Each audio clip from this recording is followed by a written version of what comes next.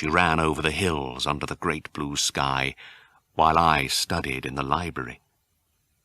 I lived inside the walls of my mind, fighting with the most difficult and painful ideas. She walked quickly and happily through life, never thinking of the shadows around her. I watched our young years flying away on the silent wings of time. Berenice never thought of tomorrow. She lived only for the day.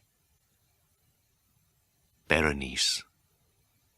I call out her name, Berenice, and 1,000 sweet voices answer me from the past. I can see her clearly now, as she was in her early days of beauty and light.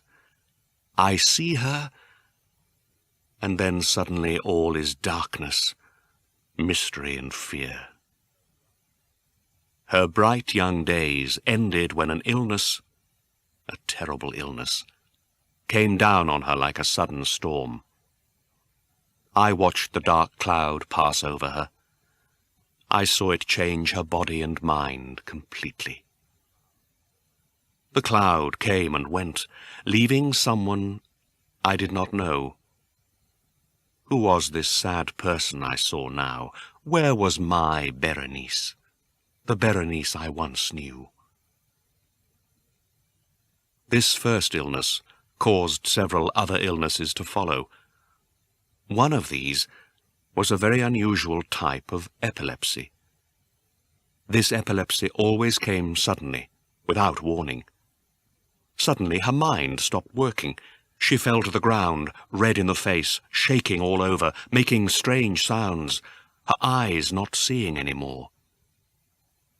The epilepsy often ended with her going into a kind of very deep sleep. Sometimes this sleep was so deep that it was difficult to tell if she was dead or not. Often she woke up from the sleep as suddenly as the epilepsy began. She would just get up again, as if nothing was wrong. It was during this time that my illness began to get worse. I felt it growing stronger day by day. I knew I could do nothing to stop it.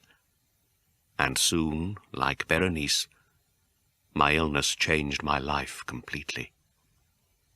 It was not my body that was sick.